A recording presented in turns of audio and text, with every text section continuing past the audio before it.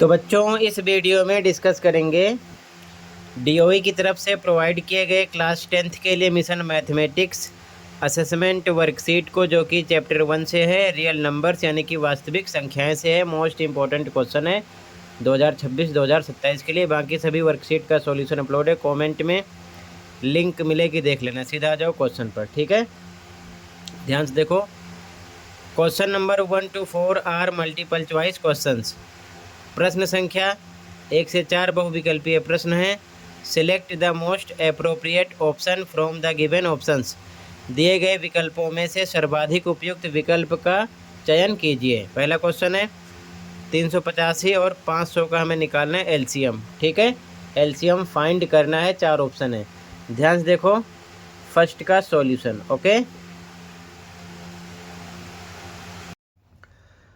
तो ध्यान से देखो बच्चों, आंसर नंबर 1। सबसे पहले 385 और 500 यहाँ पर लिख लिया, ठीक है। ध्यान रखना, आप नंबर एलसीएम निकालने के लिए 2 से कट करते हैं, ना कट हो तो 3 से, ना कट हो तो 5 से, 7 से, 11 से, 13 से, 17 से, 19 से, 23 से। इसी प्रकार ये नंबर बढ़ता रहता है, ठीक है। यही नंबर होते हैं जिनका हम यूज करते हैं। अगर इनके बीच में जो नंबर आते हैं उनसे कट करोगे तो आंसर गलत हो जाएगा, ठीक है। तो सबसे पहले 2 से कट करेंगे, 385 नहीं कट होगा, सेम उतार लेंगे, 500 कट हो जाएगा, 250 आएगा, ठीक। फिर 2 से कट करेंगे यानी भाग करेंगे, 385 नहीं कट होगा, सेम उतारेंगे, 250 कट होगा, 125 आएगा, ठीक। फिर अब दोनों 2 से नहीं कट होगा, फिर 3 सोचेंगे, 3 से भी नहीं कट होगा, ये 5 से कट होगा, ठीक। तो 5 से कट करेंगे, यहाँ पर आएगा 77, यहाँ पर आएगा 25। फिर 5 से कट होगा तो 77 नहीं कट होगा, सेम उतारेंगे, 25 कट होगा 5 पर, ठीक है, 5 आएगा। फिर 5 से कट करेंगे, 77 नहीं कट होगा, सेम उतारेंगे, 5 1 जा 5। अब 77 7 से कट होगा, 5 से नहीं कट होगा, 5 से आगे नंबर सोचेंगे तो 7 से कट होगा, 11 आएगा, कोमा 1। अब 11 से कट होगा, ठीक है, डायरेक्ट। तो 11 1 जा 11, जब तक कि एक ना आ जाए हम कट करते रहते हैं, ठीक है। अब एलसीएम बराबर ये जो बाहर के नंबर निकले हैं, ठीक है, इनके फैक्टर लिखो यहाँ पर, 2 2 5 5 5 7 11 लिख के इनका करो मल्टीप्लाई। तो मल्टीप्लाई करोगे तो ऑप्शन ऐसा है ही नहीं, ठीक है, कि आपको आंसर का पता चलेगा। अब ध्यान से देखो, इसको आप ऐसे भी लिख सकते थे, ठीक है। 2 डबल टाइम है, 5 ट्रिपल टाइम है, 7 1 टाइम है, 11 1 टाइम है, ऐसा भी हम लिख सकते थे, बट ऐसा ऑप्शन नहीं है, ठीक है यहाँ पर। और एक चीज़ ध्यान रखना, मल्टीप्लाई करने पर आप इसका मल्टीप्लाई करोगे 2 2 5 5 5, 2 2 जा 4, 5 जा 20, 5 जा 100, 5 जा 500। 7 का 11 से करोगे तो आएगा 77, ऐसे आ रहा है, बट ऐसा भी ऑप्शन नहीं है, ठीक है। यहाँ पर आप देख सकते हो, ठीक है। तो क्या करोगे, 77 500 ऑप्शन में है, तो इसे हम आगे पीछे कर सकते हैं, ठीक है। इसको हम इस प्रकार से लिख सकते हैं, तो इस प्रकार से लिख देंगे इसको। अब ध्यान से देखो, 2 2 5 5 5 का मल्टीप्लाई करो, 500 आएगा, इंटू 11 का 7 से कर लो, 77 आ जाएगा। तो इस प्रकार से ये आंसर आ जाएगा डी, ठीक है। फर्स्ट क्वेश्चन में डी ऑप्शन करेक्ट है आपका, ठीक है। ये चीज़ ध्यान में रखना, कहीं पर कोई डाउट होगा बताना, ठीक है। अगला क्वेश्चन देखो, यहाँ पर आपका डी ऑप्शन करेक्ट हो गया। अगला क्वेश्चन है, ध्यान से देखो, the HCF of two numbers A and B is 5 and their LCM is 200। The product of A and B is. दो संख्याओं ए और बी का एचसीएफ 5 है और उनका एलसीएम 200 है। ए और बी का गुणनफल ज्ञात कीजिए। देखो एचसीएफ पता है, एलसीएम पता है, ठीक है। सॉल्यूशन देखो, ऐसा क्वेश्चन पेपर में हर बार आता है, ठीक है। तो ध्यान से देखो, हमें पता है, हिंदी में लिखो, इंग्लिश में, we know that A into B equal to H C F into LCM होता है, ठीक है। तो ए पहला पद है फर्स्ट टर्म में, बी दूसरा पद है सेकेंड टर्म में, ठीक है। इनका हमें निकालना है प्रोडक्ट यानी कि गुणनफल। एच सी एफ पता है क्वेश्चन में कितना है, 5, एलसीएम भी पता है कितना है 200, इसकी वैल्यू रखोगे। ठीक है, यहाँ पर एचसीएफ एलसीएम क्वेश्चन में गिवन है, देख सकते हो। एचसीएफ 5 है, एलसीएम है 200, तो इसकी वैल्यू रख दी गई है। इनका मल्टीप्लाई करो 1000 आएगा, ए बी का प्रोडक्ट ए बी हो जाएगा। ठीक है, ए इंटू बी का, तो सी ऑप्शन करेक्ट हो जाएगा यहाँ पर आपका। ठीक है, क्वेश्चन नंबर सेकंड में। ठीक, 1000। अगला क्वेश्चन है the prime factorization of the number 765 is. संख्या 765 का अभाज्य गुणनखंडन है। ध्यान से देखो, इसका निकालेंगे एलसीएम। ठीक है, 765 का एलसीएम निकालोगे तो इस प्रकार से। सबसे पहले ये नंबर 3 से कट होगा, 3 से कट किया गया 255 आया, फिर 3 से कट होगा 85 आएगा, फिर ये 5 से कट होगा 17 आएगा, फिर ये डायरेक्ट 17 से कट होगा तो 1 आएगा। तो 765 बराबर, इसके फैक्टर इधर लिखो, 3 3 5 17 इधर लिखा गया। तो इसको हम लिख सकते हैं 3 डबल टाइम है 5 गुणे 17, तो इसको ऐसे भी हम लिख सकते हैं 3 की पावर 2 5 गुणे में 17। तो ध्यान से देखो, यहाँ पर आप देख सकते हो ऐसा ऑप्शन यहाँ पर नहीं है। ठीक है, यहाँ पर 5 एक बार है, 17 एक बार है, 3 की पावर 2 है, और यहाँ पर 3 की पावर 2 5 17, यानी इधर उधर लिखा है मल्टीप्लाई के निशान के साथ, तो ये ऑप्शन हो जाएगा ए। ठीक है, ये चीज़ ध्यान में रखना। तो यहाँ पर आपका ए ऑप्शन करेक्ट हो जाएगा क्वेश्चन नंबर थर्ड में। ठीक है, कहीं पर कोई डाउट होगा बताना। अगले क्वेश्चन पे आ जाओ, क्वेश्चन नंबर 4 देखो। क्वेश्चन नंबर 4 है, ध्यान से देखो। The LCM of two numbers is 182 and their HCF is 13। If one of the number is 26 then the other number is. यानी दो संख्याओं का एलसीएम दिया है 182 और एचसीएफ दिया 13। एक संख्या भी दी है 26, दूसरी संख्या निकालना है। ठीक है, तो ध्यान से देखो, एलसीएम का पता है, एचसीएफ का पता है, और एक संख्या यानी ए का पता है, दूसरी संख्या यानी अदर नंबर बी हमें निकालना है। एलसीएम पता है, एचसीएफ पता है, संख्या ए पता है, बी निकालना है। ध्यान से देखो सॉल्यूशन इसका। ठीक है, क्वेश्चन नंबर 4 का सॉल्यूशन देखो ध्यान से। यहाँ पर लिखोगे वी नो दैट, इंग्लिश में, हिंदी में हमें पता है कि ए इंटू बी बराबर एचसीएफ गुणे एलसीएम। तो ए पहली संख्या पता है 26 रख दिया, बी का पता नहीं है, दूसरी संख्या का सेम रहने दिया, बराबर एचसीएफ का पता है 13 रख दिया एचसीएफ पर, और एलसीएम का पता है 182 रख दिया। यानी कि इसकी वैल्यू यहाँ से रख देना, एलसीएम पर 182, एचसीएफ पर 13, पहली संख्या ए पर 26, दूसरी संख्या बी निकालना है, वैल्यू रख दिया गया। ठीक है, अब क्या करोगे, बी बराबर 26 इधर बटे में आ जाएगा। ठीक है, कट करो, 13 एकम 13, 13 दूना 26, 2 से 182 को कट कर दो, 2 एकम 2, ये आ जाएगा 2 नीम 18, 2 एकम 2 91, 91 आ गया। ए ऑप्शन करेक्ट हो जाएगा क्वेश्चन नंबर 4 में। ठीक है, ए ऑप्शन करेक्ट है, यहाँ पर देख सकते हो ऑप्शन नंबर ए करेक्ट है। ठीक है, अगले क्वेश्चन पे आ जाओ। सिद्ध करने वाला क्वेश्चन पेपर में आएगा जरूर ऐसा। ठीक, prove that 4 + √3 is an irrational number when given that √3 is an irrational number. सिद्ध कीजिए कि 4 + √3 एक अपरिमेय संख्या है, जबकि दिया गया है कि √3 एक अपरिमेय संख्या है। अब ध्यान से देखो, √3 एक अपरिमेय संख्या है, ये दिया है, और सिद्ध करना है कि 4 + √3 एक अपरिमेय संख्या है। तो सबसे पहले इसको हम अपोजिट मानते हैं, अपरिमेय संख्या को परिमेय संख्या मानते हैं। ठीक है, तो ध्यान से देखो कैसे इसको लिखोगे। सबसे पहले हिंदी में देखो, फिर इंग्लिश में। ठीक, पहले हिंदी में देखो, दिया है √3 एक अपरिमेय संख्या है, लिख दिया, ये क्वेश्चन में साफ साफ दिया है। ठीक, अब जो हमें सिद्ध करना है कि 4 + √3 एक अपरिमेय संख्या है, इसको उल्टा मान लो। कैसे लिखोगे, कल्पना करते हैं कि 4 + √3 एक परिमेय संख्या है, अपरिमेय दिया था, परिमेय संख्या मान लिया इसको। ठीक है, आगे लिखेंगे माना 4 + √3 बराबर x, ब्रैकेट में लिखो जहाँ x एक परिमेय संख्या है। तो √3 बराबर 4 प्लस का है, x की तरफ आएगा -4 हो जाएगा। x परिमेय संख्या माना है, 4 भी परिमेय संख्या है, तो परिमेय संख्या x में से माइनस होगी तो परिमेय संख्या मिलेगी। और √3 क्या है, अपरिमेय संख्या है, यहाँ पर दिया है, तो √3 अपरिमेय संख्या बराबर ये परिमेय संख्या है। तो अपरिमेय संख्या परिमेय संख्या के बराबर यहाँ पर आ रही है, जो कि पॉसिबल नहीं है। अपरिमेय संख्या परिमेय संख्या के बराबर नहीं होती, तो ये क्या है, संभव नहीं है। ठीक है, यानी बराबर नहीं हो सकती। तो लिखोगे आगे जो कि संभव नहीं है, अतः हमारी कल्पना गलत है, इसीलिए 4 + √3 जो क्वेश्चन था एक लिखोगे अपरिमेय संख्या, यानी कि इसीलिए 4 + √3 एक अपरिमेय संख्या प्रूव्ड। ऐसे ही सेम स्टेटमेंट का आपको इस्तेमाल करना है, ये चीज़ ध्यान में रखना है। इंग्लिश में देखो कैसे लिखोगे, इंग्लिश में लिखोगे आप given √3 is an irrational number, let us assume that 4 + √3 is a rational number. इसे इरेशनल प्रूव करना है तो पहले रेशनल लेट करेंगे। लेट्स 4 + √3 = x, ब्रैकेट में लिखो where x is rational number.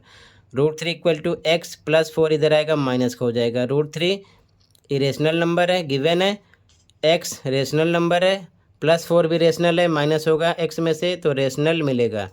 √3 irrational number है, x - 4 रेशनल नंबर है, जो कि बराबर यहाँ पर निकल रहा है, जो कि पॉसिबल नहीं है। ठीक है, इरेशनल नंबर रेशनल नंबर के इक्वल नहीं हो सकता, तो यहाँ पर लिखोगे which is not possible, therefore our assumption is wrong, therefore 4 + √3 is an irrational number proved. ऐसे ही लिख लो, ये आंसर आपका हो जाएगा। आंसर नंबर 5 इम्पोर्टेंट है, पेपर में ज़रूर मिलेगा। ठीक, तो पेपर में ज़रूर मिलेगा, अच्छे से प्रैक्टिस कर लो। अगले क्वेश्चन पे आ जाओ, कहीं पर कोई डाउट होगा तो बताना। ठीक है, क्वेश्चन नंबर 6 देखो आप। ठीक, ध्यान से देखो question number 6।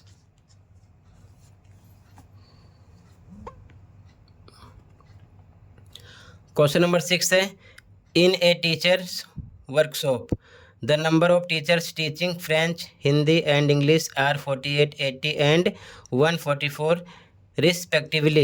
Find the minimum numbers of room required if in each room the same number of teachers are seated and all of them are of the same subject। यानी कि एक शिक्षक कार्यशाला में फ्रेंच, हिंदी और अंग्रेजी पढ़ाने वाले शिक्षकों की संख्या क्रमशः 48, 80 और 144 है। यदि प्रत्येक कमरे में समान संख्या में शिक्षक बैठे हों तो सभी एक ही विषय के हों तो आवश्यक कमरों की न्यूनतम संख्या ज्ञात कीजिए। ठीक है, तो सबसे पहले हमें तीनों नंबर का निकालना पड़ेगा CF, तो शिक्षक की संख्या का पता चल जाएगा। फिर हम टोटल 48, 80, 144 को जोड़कर जो SCF आएगा उससे डिवाइड करेंगे तो कमरों की संख्या का पता चल जाएगा। देखो सॉल्यूशन ध्यान से, ओके, क्वेश्चन है इंपॉर्टेंट। ओके, ध्यान से देखो आंसर नंबर 6।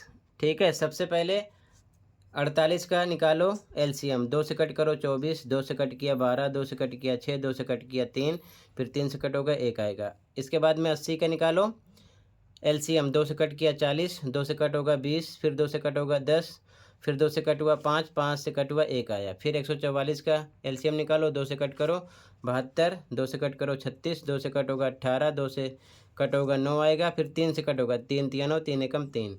अब 48 का फैक्टर इधर लिखा गया, 80 का फैक्टर इधर लिखा गया, 144 का फैक्टर इधर लिखा गया, इक्वल का निशान लगा के इधर वाली टर्म लिखी गई। ठीक, SCF के लिए कॉमन फैक्टर निकालते हैं, तो देखो ध्यान से, तीनों में एक बार 2 निकला, 2 आया, फिर से 2 कॉमन निकला, दूसरी बार 2 आया, तीसरी बार भी 2 कॉमन निकला, चौथी बार भी 2 कॉमन निकला। अब कॉमन कुछ नहीं है तो चारों को करो मल्टीप्लाई, कितना आ जाएगा 16, यानी कि 16।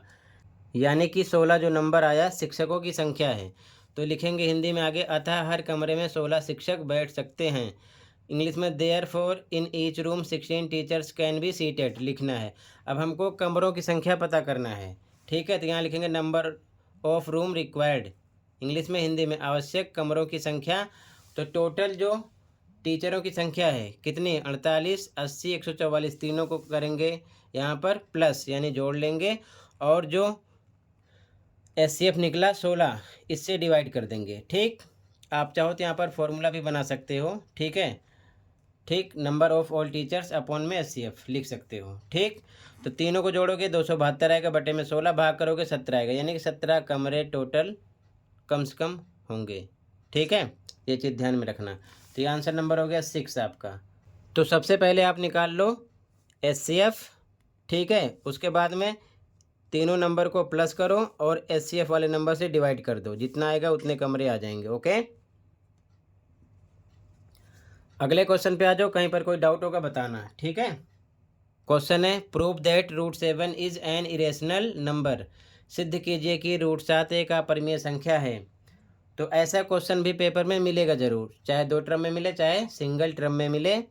√7, √5, √3, √2, √11 कुछ भी प्रूव करने के लिए, बट सेम ही करोगे। तो ध्यान से देखो इसका सॉल्यूशन, ओके। सबसे पहले हिंदी में देख लो सॉल्यूशन, फिर इंग्लिश में, ठीक है।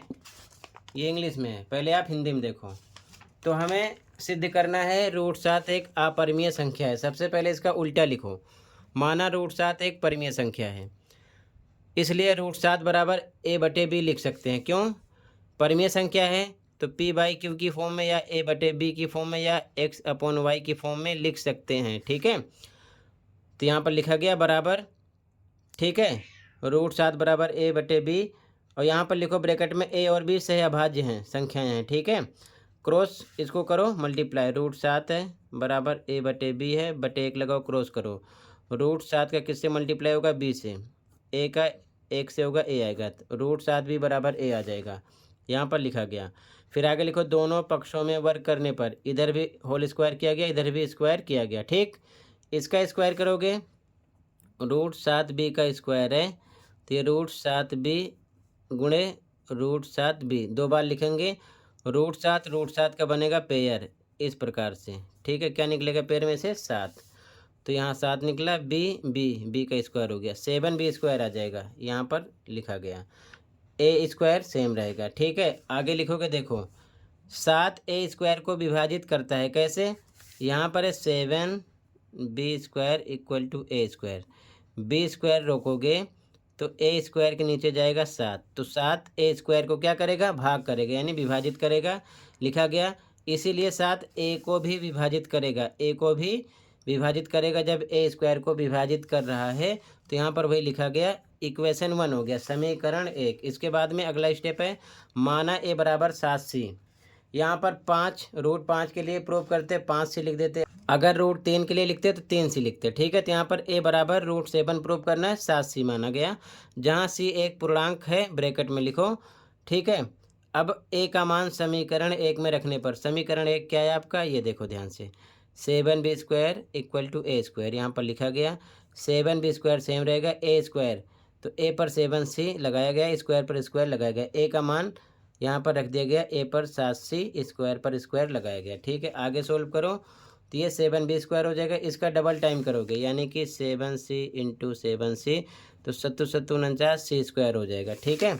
यहाँ लिखा गया। अब आगे ये कैसे आ गया? 7b² बराबर 49 c² है, तो b² बराबर 49, c² बटे में कितना आएगा? 7, 7 से कट होगा, 7 एकम 7, 7 7 49, यानी b² बराबर आएगा 7c² के, ठीक है।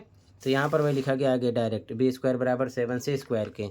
अब 7 इधर जाएगा तो b² के बटे में आ जाएगा, ठीक है, यानी b² बटे में कितना आ जाएगा? 7 बराबर c² बचेगा। तो 7 b² को भी विभाजित कर रहा है, यानी कि डिवाइड कर रहा है, तो b को भी डिवाइड करेगा ये, ठीक है। तो वही यहाँ पर लिखा गया कि 7 b² को विभाजित करता है, इसलिए 7b को भी विभाजित करेगा, इक्वेशन 2 हो गया। आगे सेम स्टेटमेंट फिर से याद करके लिखना है, समीकरण 1 और 2 से, समीकरण 1 और 2 से 7a और b दोनों को विभाजित करता है। यह विरोधाभास हमारी गलत कल्पना के कारण हुआ है, अतः √7 एक अपरिमेय संख्या है, प्रूव्ड, ठीक है। ये आंसर हो गया, ऐसे ही आपको लिखना है, ये हिंदी मीडियम में हो गया, ठीक है ना। सेम स्टेटमेंट रट लो, ओके। इसके बाद में इंग्लिश मीडियम में देखो ध्यान से। अब ध्यान से देखो, इंग्लिश मीडियम में लिखोगे, late us assume the contrary that √7 is rational number. Irrational prove करना था तो पहले रेशनल लेट किया गया, ओके। देयरफॉर √7 = a/b, ठीक है। यहाँ पर लिखा गया, ब्रैकेट में लिखो a एंड b आर को प्राइम, ठीक है। बाई 1 लगा के क्रॉस मल्टीप्लाई करोगे, √7 = a/b बाई 1 लगा के, तो ये हो जाएगा √7b = a1 जा a, ये आ जाएगा, तो ये लिखा गया। फिर लिखो ब्रैकेट में स्क्वायरिंग बोथ साइड्स, दोनों तरफ स्क्वायर करो, इधर भी इधर भी। इधर स्क्वायर करोगे तो √7b into √7b double time √7 का पेयर बनेगा 7 निकलेगा, b स्क्वायर हो जाएगा। ठीक है, इधर लिखा गया, इधर a स्क्वायर सेम लिखा गया। अब 7 इधर आएगा तो बटे में आ जाएगा। ठीक है, यहाँ a स्क्वायर है तो 7 आएगा b स्क्वायर बराबर a स्क्वायर के नीचे आएगा, तो मतलब 7 से a स्क्वायर डिवाइड होगा और 7 से a भी डिवाइड होगा। ठीक है, तो वही यहाँ पर लिखा गया a square is divisible by 7, therefore a is also divisible by 7। ठीक, इक्वेशन 1 हो गया। इसके बाद में let a equal to 7c, bracket में लिखो where c is an integer. इसके बाद put value of a in equation 1। Equation 1 आपका 7b square equal to a square, यहाँ पर लिखा गया। a पर रखना 7c, इधर का सेम है, इक्वल पे इक्वल, a पर 7c, स्क्वायर पर स्क्वायर लगा दिया। ठीक, इधर सेम रहेगा, इसका स्क्वायर करोगे 49c स्क्वायर आएगा। ठीक, 7 से कट हो जाएगा, 7 1 जा 7, 7 7 जा 49, b square equal to 7c square बचेगा। 7 इधर जाएगा तो बटे में हो जाएगा, यानी कि b स्क्वायर बाई 7 आ जाएगा, इधर c स्क्वायर बचेगा। इस प्रकार से इधर जाएगा तो 7 b स्क्वायर को भी डिवाइड करेगा और b को भी डिवाइड करेगा, तो यहाँ पर वही लिखा गया b square is divisible by 7, therefore b is also divisible by 7, equation 2। ठीक है, 1 2 इक्वेशन से आप कंपेयर करेंगे। आगे लिखोगे a and b having common factor 7 from equation 1 and 2, so this contradiction is arisen because of our wrong assumptions, therefore √7 is an irrational number proved। ठीक है, ऐसे स्टेटमेंट आपको रटना है, बीच में जो मैंने कैलकुलेशन किया इसे आपको करना है। किसी भी नंबर की बात हो, √7 √5 √11 √2 √3 सेम ऐसे ही स्टेटमेंट का यूज़ करके इसे आपको लिखना है और पेपर में एक ज़रूर आता है।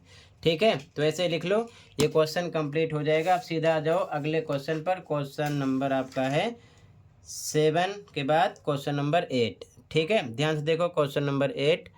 क्वेश्चन नंबर 8 है आपका, show that the number 5 into 11 into 7 plus 3 into 11 is a composite number. दिखाइए कि संख्या 5 गुणे 11 गुणे 3 प्लस 17 गुणे 11 एक भाज्य संख्या है।